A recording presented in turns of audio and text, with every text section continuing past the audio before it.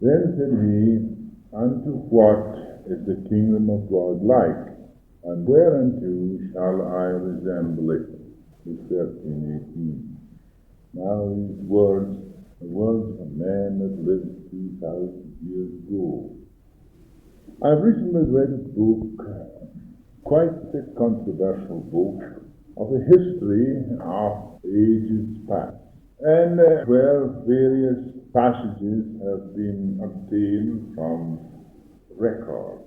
For any man to live and leave a record behind, no matter who he is, must be some man, unless he lived for 2,000 years.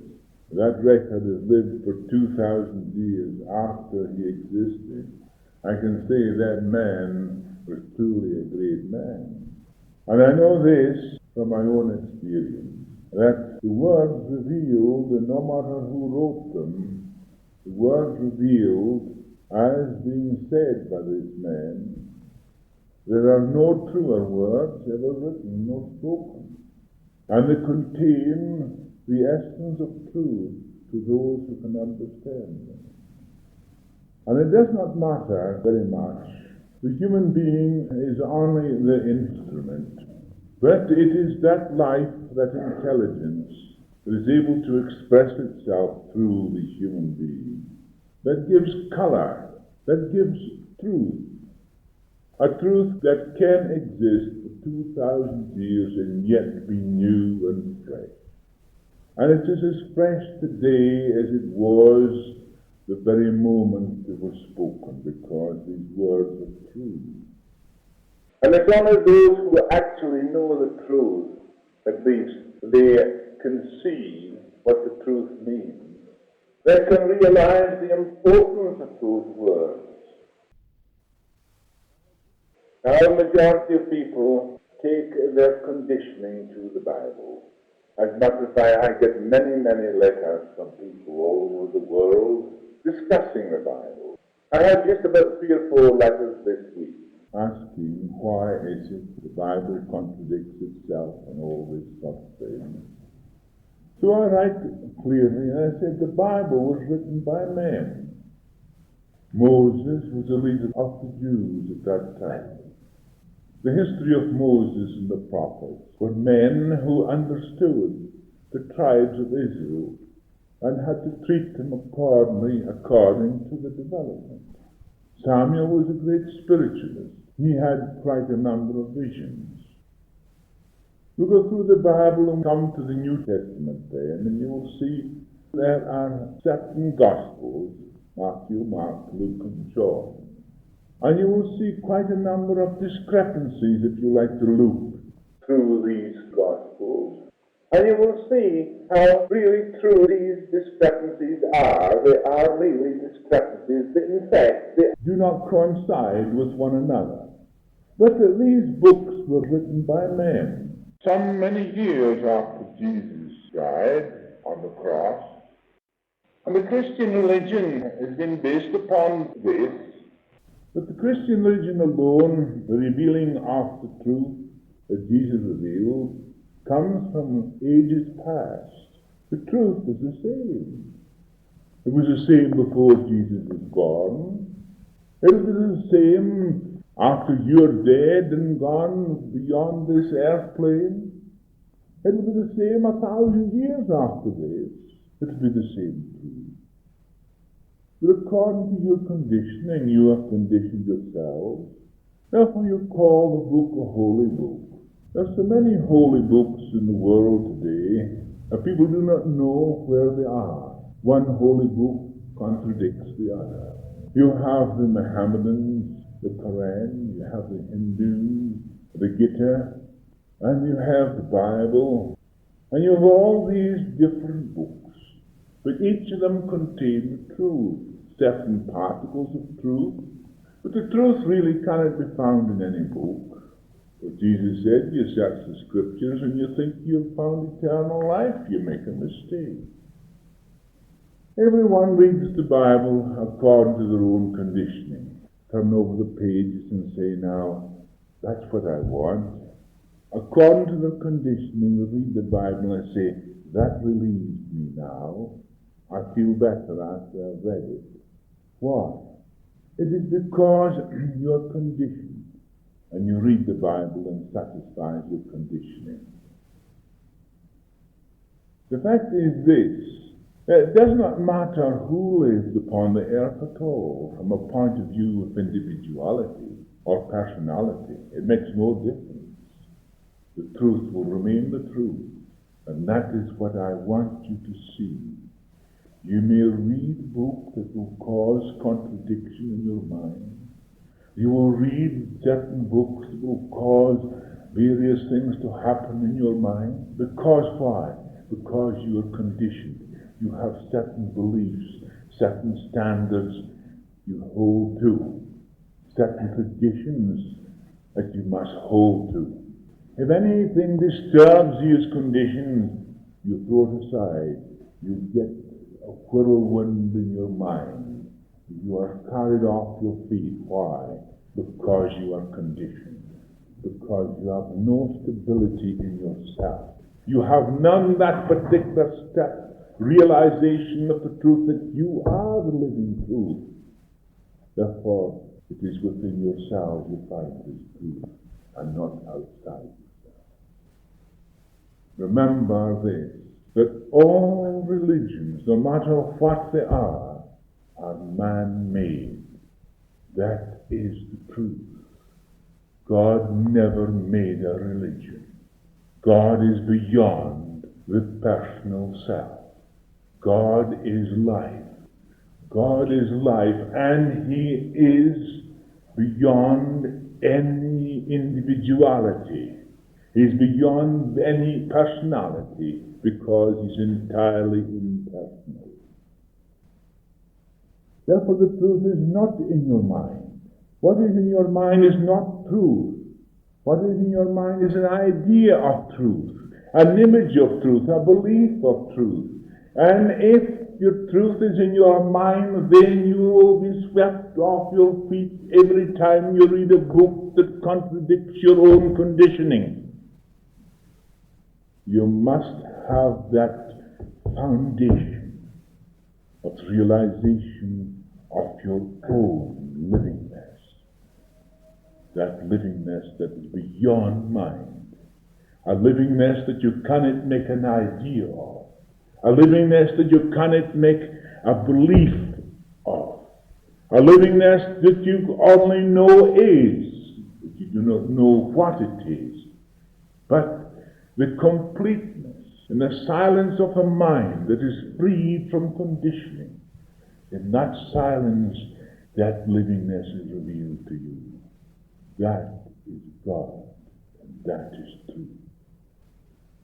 The words that I have read that have been spoken by Jesus, these words contain the essence of truth. And if you will study them, cleansing your mind of all belief and realizing the deepness of the truth that revealed in those words, freed from your own conditioning, then you will find that all religions, no matter what they are man-made. Only the truth is not man-made. The truth alone is not made by man, nor can it be made up in the mind by man. A truth is a livingness that is beyond the mind. But what is in the mind is your own formulation regarding the truth, and it is not the truth. But the great truth is that we breathe now, not in the past or in the future. When we realize this, we know that our livingness is from moment to moment. The enraptured feeling attained from the fact, not an idea of the fact. You see, there is a fact, but you can have an idea of the fact, but an idea of a fact is not a fact. But most of you have, that's all you have, regarding a fact, only the idea of a fact. You do not know. Search your mind and you will see what I'm telling you is true. But the fact that we draw our every breath from God In this knowledge we have no past memories of rights or wrongs, only filled with the great love light which is expressing itself in the ever-present. So therefore, you do not create life. How can I relax a person completely, in a complete state of relaxation? I'm able to pass into that complete state of relaxation. They don't do anything. You don't do anything when you're completely relaxed. Everything is done for you. The intelligence does it. Then is when God does His work. When you take the brakes off, when you give up, then God does the work. So therefore, relaxation in its completeness and its perfect state is where the intelligence comes in to your life, an intelligence that built the brain, the nervous system, and the body for its own self-expression. And in this complete state of relaxation, when the mind is silent, the mind must be silent through understanding. If you are confused and you're living in opposites, and you repeat mantras or sayings to overcome the opposite that is troubling you, the opposite that you have in your mind is the thing that's troubling you. Then you repeat a mantra and the opposite to that which is troubling you, you are further confused. There is no possibility of having a silent mind under those circumstances. It's an impossibility. Therefore, if you read my book, How to Relax and Revitalize Yourself, but read it carefully, and when you come to that portion outcropping the mind, allowing everything to pass before your mind, your formulations, your ideas, the things that worried you of the past, all these things will come up, but you must look upon them as you would look upon a screen or a picture, entirely impersonal, not with judgment, without fear, without condemning in any way whatsoever, because life is not considered it. Life is not bothered with these things at all. It's your mind that is caught up in these things. Life is not affected by these things. It's you, the self, and the mind is the formulations of your beliefs, your ideas, your rights and your wrongs, and all these things that are troubling you. I said to a person the other day, she said, I have faith. I said, yes, what kind of faith have you? Now let us examine what kind of faith you have. From where does your faith arise? You're afraid of this thing, this condition you have. You're afraid of it. You're fearful. Yes, I'm afraid. I know it. I'm fearful. I said, now, your faith rises from your fear. It is only the opposite of fear. In fact, it is fear. That's not faith. That's not the faith that I know, that I want you to know. But when the mind is cleansed, when the mind is freed, when the mind becomes silent, and in that perfect state of relaxation, when God is freed from you formulations, the formulations you have created in regard with Him, when He is freed from these things, then He can do the work for you. That's faith. In that complete state of relaxation, where the mind is silent and peaceful, when you have given up everything, then God does the work. That is faith. But a faith that rises from fear is no faith at all. It's no value. It's you're living in opposites. Some will say that this is impossible in our daily lives. But the fact is that you can only live by the breath of God and not by any other means. When we understand this, there is no death. Life and death are one. For there cannot be one dead particle in the whole living universe. What the ignorant see is death, what the enlightened see is transition. There is change all the time taking place in the universe. The seasons are a matter of change. There is no death in the seasons. Every particle of the whole universe is a living particle. It's a transition from one stage to another. The atoms in that particular substance that you say is decaying is sometimes more active in that substance than it is in your body, which seems to be in a healthy state. But the atomic structure is energy in action. And energy in action is a direction of an intelligence beyond all criticism, all condemnation. And no matter what you create in your mind is beyond it altogether. But according to your own thoughts and your emotions and your conditioning, so you are expressing your conditioning through your own thinking. And by the power of your own consciousness, you create a disturbance in these particular atoms of your body. But if you can know this, God being infinite in nature, there isn't an atom of space where He is not. And being infinite in nature, there is nothing outside Him. It cannot be. Otherwise, He could not be infinite in nature.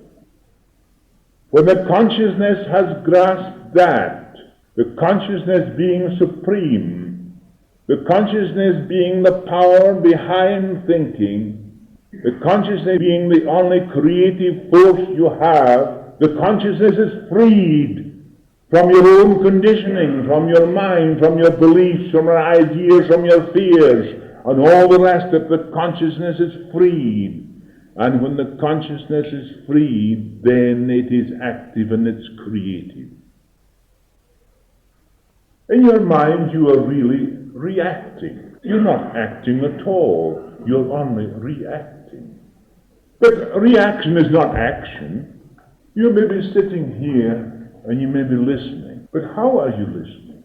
Are you merely reacting what I'm saying?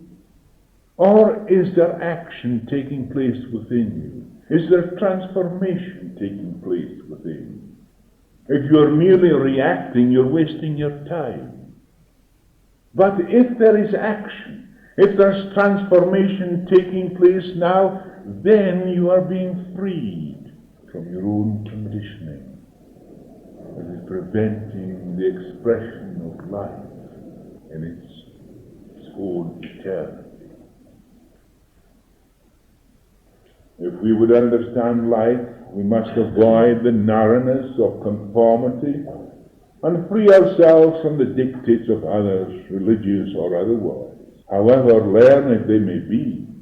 Truth cannot be found in any book or in words. Jesus said, you read the scriptures and you think you have eternal life, you make a mistake.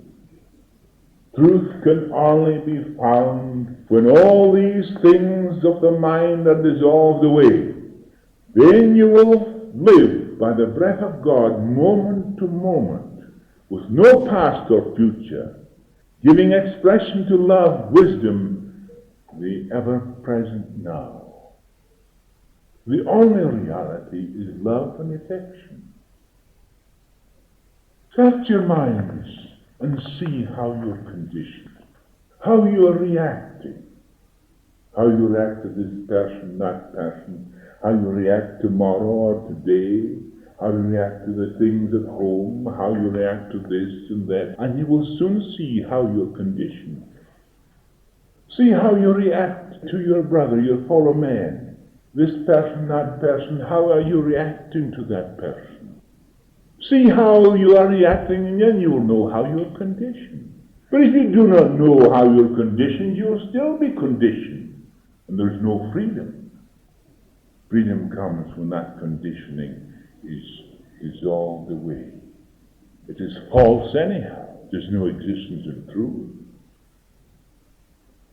Life is more important than words, or beliefs, or dogmas. They are of the mind. We must liberate ourselves from the beliefs in authority, from tradition, etc. For if we are bound by these things, we will never know the ever-present life. We will merely be expressing the memory of the past with all its conflicts, its sorrows, its rights, its wrongs. What are you expressing now? Is it not that you are expressing the past? Think now. What are you giving expression to?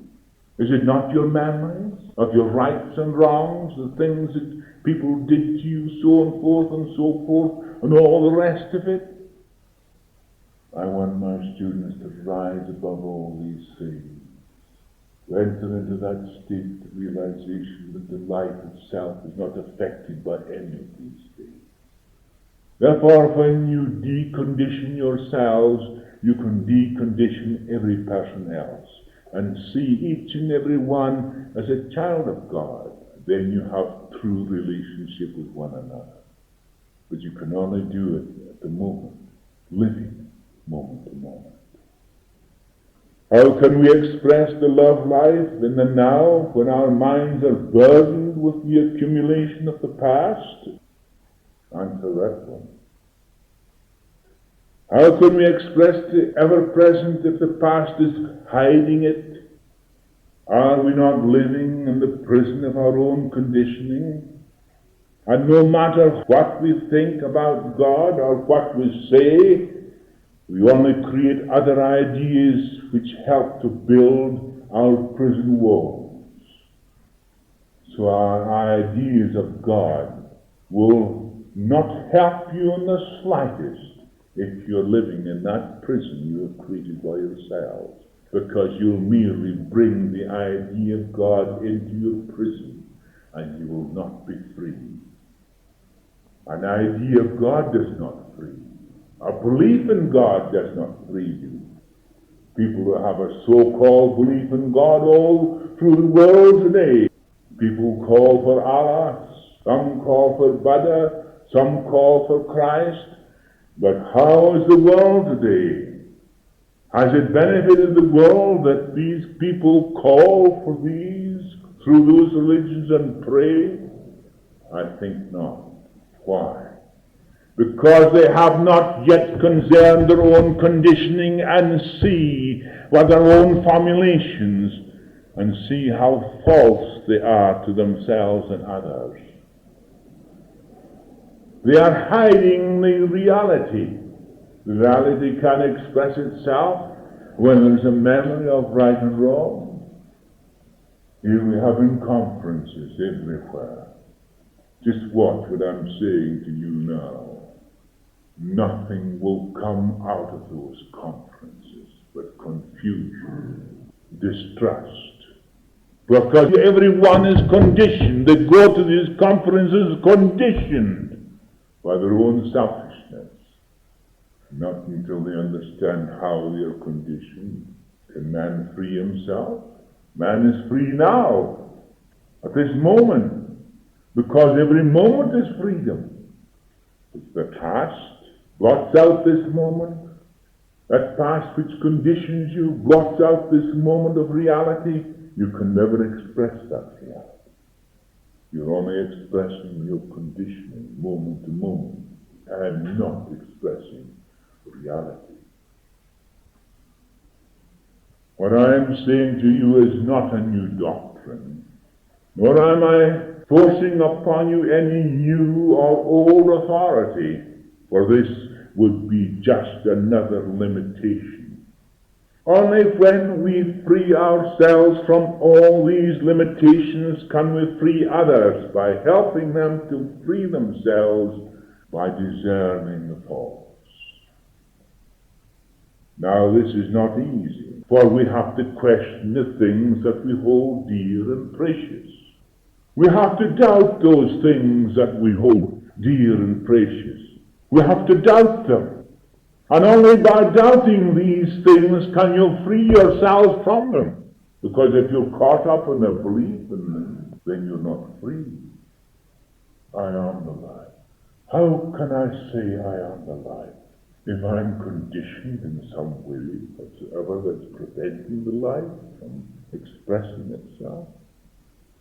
In the first place, we have to invite doubt so that we can separate the real from the unreal. Then only that which is of eternal value will remain. The hundreds of letters I get from all over the world and the answers that I write to them, you'll be amazed to see some. And the answer to these letters that I send out for a person who's confused, the answer is a wonderful answer. It clears away the dross. It enables them to think for themselves and to see what their formulations are, what their beliefs are. When I read those words of Jesus, mind you, and no one can ever deny that those words are not truth, because I have been with the Master myself, and I know these words of truth, and I know what he's getting at. I of mine own self am nothing.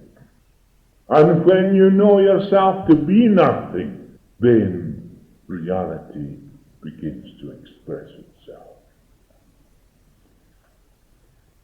The ecstasy of liberation and true happiness does not exist away from us in some faraway kingdom. Neither is it obtained through isolation in some faraway place on the mountains or by the sea. This liberation, this happiness is freedom from all authority, from all beliefs, no matter what they may be, for only through liberation comes true happiness. In this liberation you give expression to the love life that is ever present, with no memory of past rights or wrongs. The person who has got an ideal, a belief in the ideal, an ideal of goodness. There's no love in that at all. What do we see? We see them persecuting others who they think are more evil than themselves. But who is the evil one? Who is the greatest sinner? Who is the greatest murderer? The man who is given a gun to go out and shoot somebody he's never seen before, doesn't know who he is or what he is. He's some mother's son. And when he shoots down many of them, hundreds of them, he's given a medal and he's paraded through the street as a hero. Another man, in the heat of hot blood and anger, he kills a man, but he gets a rope for it. One gets a medal and the other gets a rope, but both are murderers. There isn't anything Surer than that. Thou shalt not kill. But no one sees it because you are blind to it. You're conditioned. Conditioned by your beliefs, in your nationality, in your patriotism, in your nations, in your ideals. Therefore you've got to kill. You've got to be murderers to hold your ideals.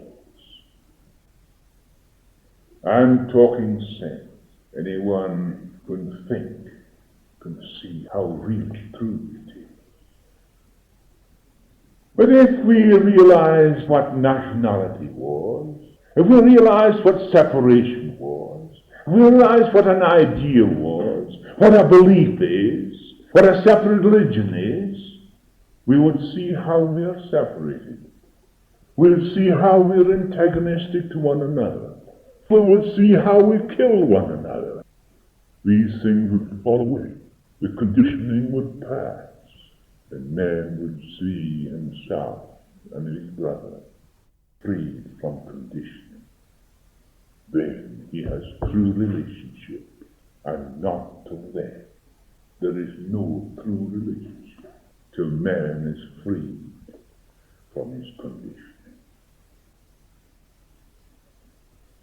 When the mind is freed from all fears, there comes a peace beyond understanding, because it is not a peace we gain through mental gymnastics, but a peace that comes through discerning all that is false, that which is preventing the expression of the love life. Now, in this alone lies the love, the wisdom, and the power of God. The question that some will ask is, how can one be in love with life if life is a burden? Or how can one learn to have no fear? For is not fear born in us? The answer is quite clear. Immediately you begin to understand your burden, it will begin to disappear. The moment we accept the fact that we are afraid, not of reality, but of ourselves, fear will begin to disappear also. You are not afraid of reality. Why should I be afraid of that livingness, that life that is perfect in itself? Why should I be afraid of the love that is eternal, never present?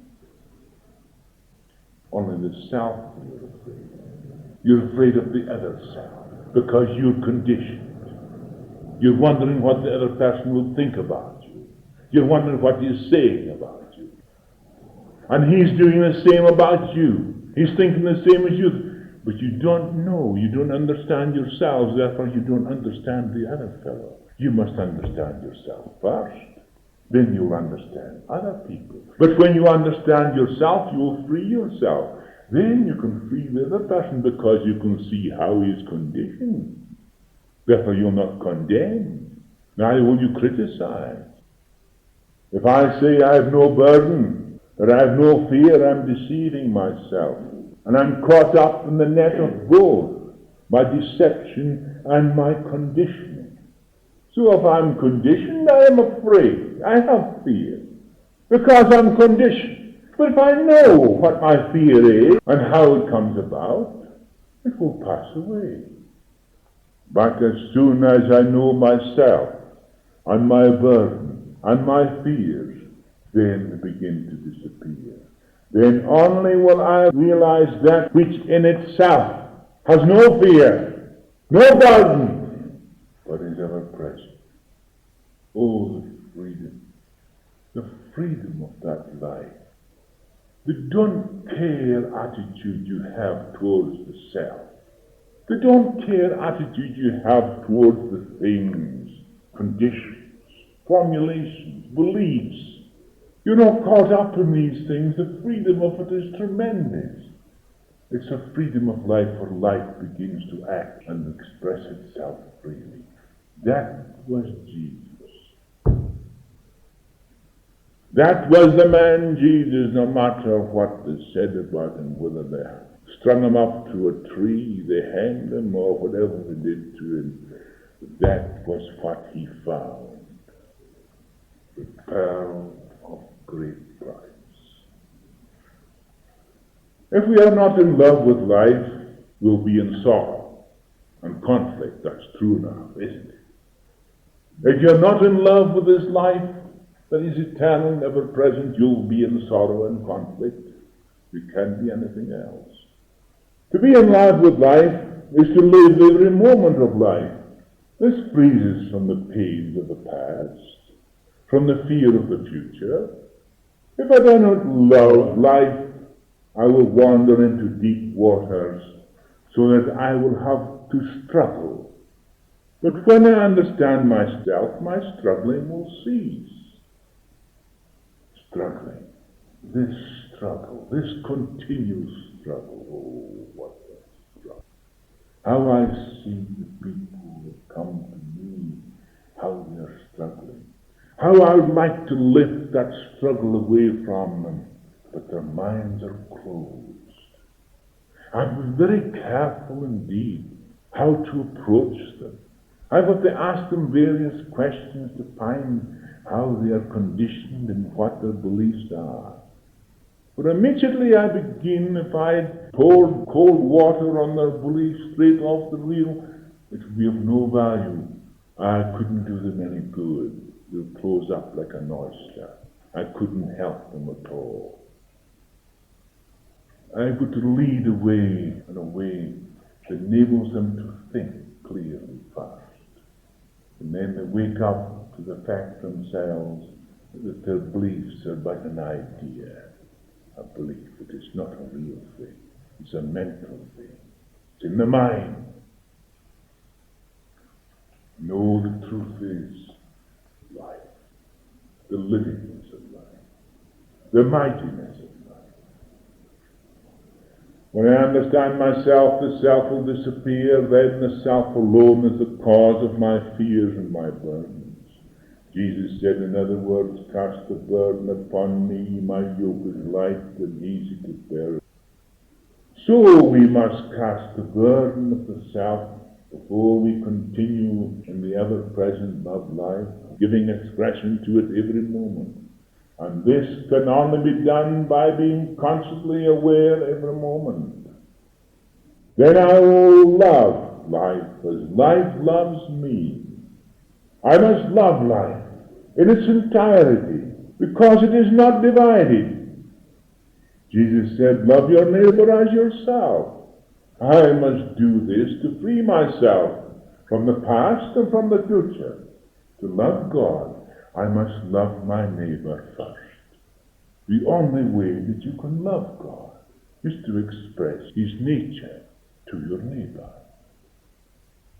But if you're conditioned, you can't do it. That's all about it. That's the principle. And you'll still go on again expressing your own conditioning. Because, why? You will not discern how you are conditioned. The Creator and his creation are one. And it cannot be otherwise. Therefore, if I love my Creator, I must love his creations too. For they are one. When you have seen me, you have seen the Father. Love is not divided, but we divide life into spirit and matter. Life has no problems, only man is in bondage of his own making. Therefore, happiness can be translated into the physical. Any other happiness in some distant place is but a fantasy, and is not worth having. If that happiness is not now, we will never have it, because now is the only time. There is no other time than now. This is the time. Looking for a tomorrow will never come. If we say we'll be happy when we die, we'll always be postponing that which is ours now. You know, it makes me laugh. We'll be, when we sing, we'll be happy when we die, we'll be happy and glorious, and then people are all in sorrow.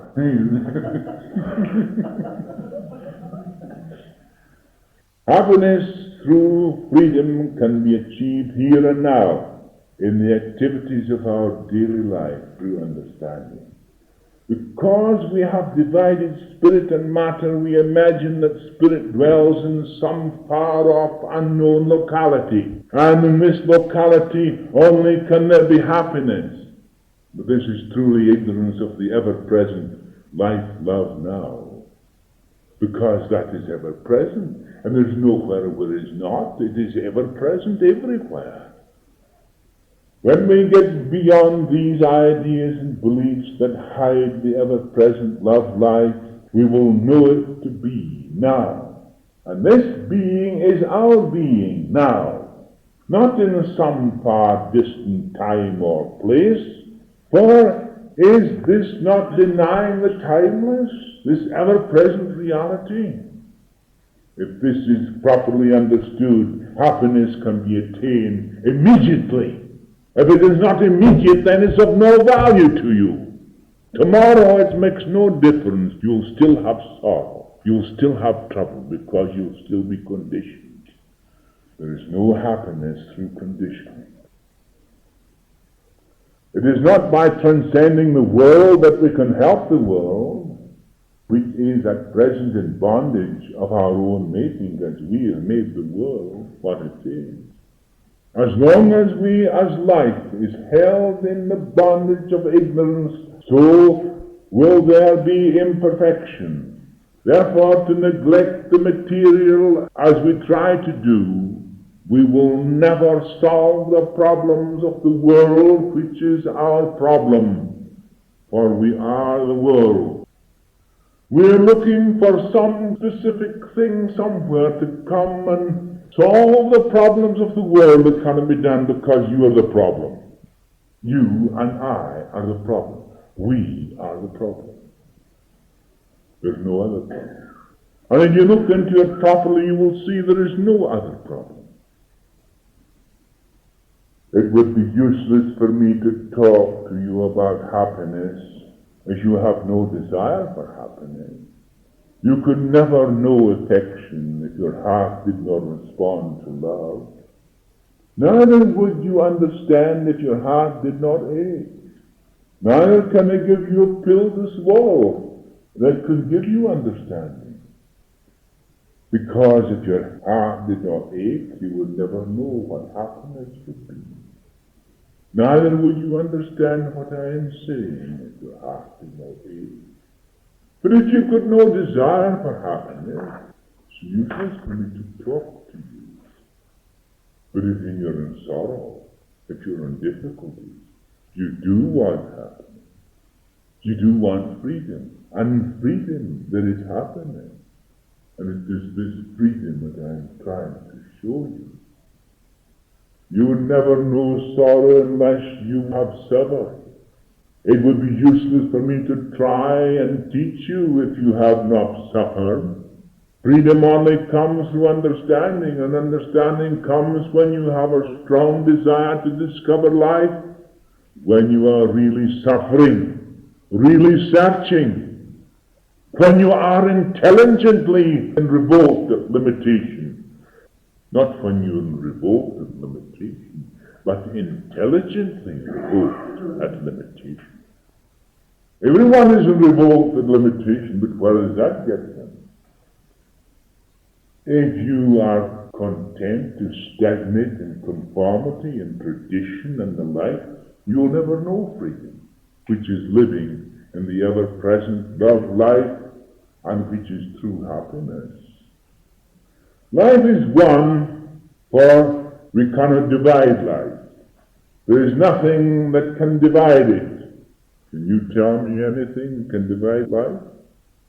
There is no ordinary or extraordinary in life. There is no human or superhuman passion. This is but an attempt to divide life. Immediately we do this, we are caught up in limitation because we see division. Oh, if I could only give you the oneness and the wholeness of this thing. But it comes to you. You free yourself through your realization of your own conditioning and understanding it. Life which has no form expresses itself in form, but that which is created in form returns to that which has no form.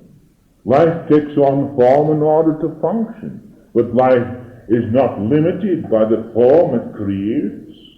This is the realm of the absolute peace, the kingdom of happiness. Happiness doesn't exist in the form. Happiness exists in the wholeness of life.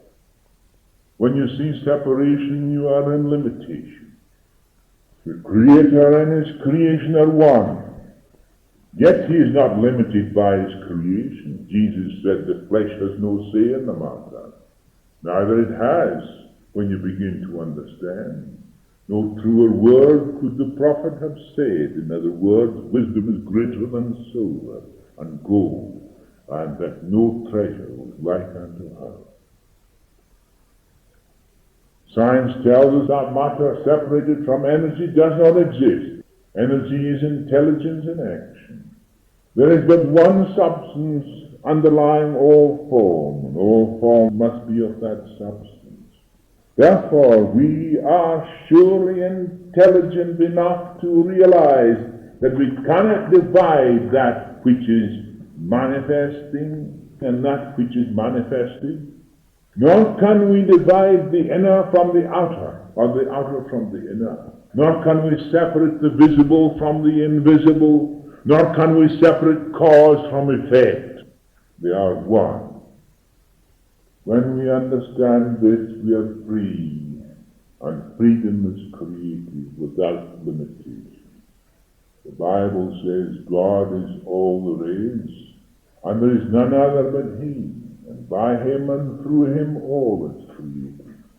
To accept the outer and disregard the inner, or to accept the inner and disregard the outer, we divide ourselves, yet the flesh has no say in the matter.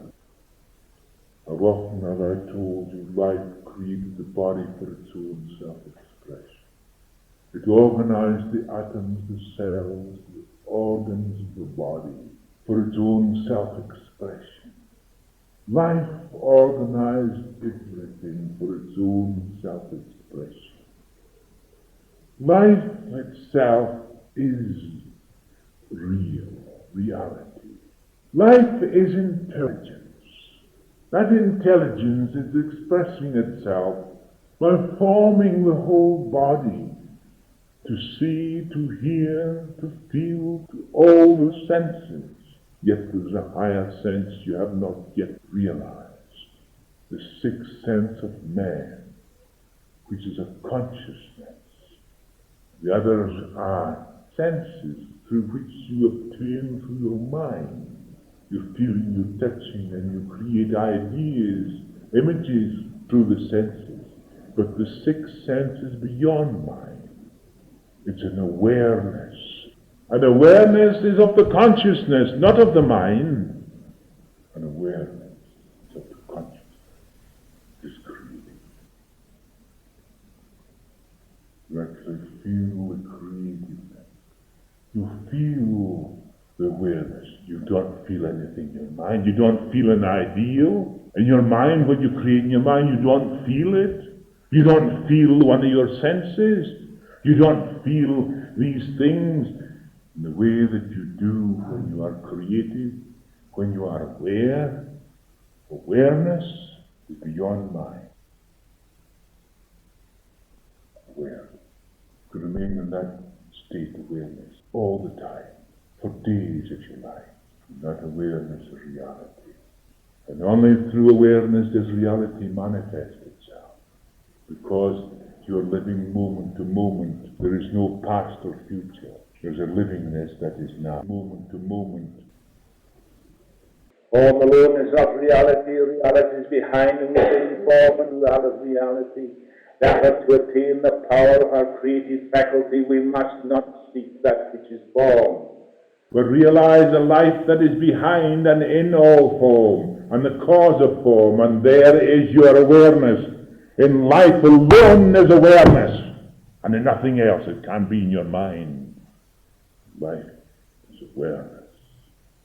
Things are not made out of things that are seen, but out of that which are not seen, Paul says.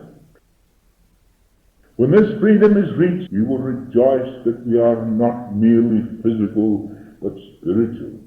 The soul that has perceived something of the light behind and within all men have been overwhelmed by the knowledge of their possibilities.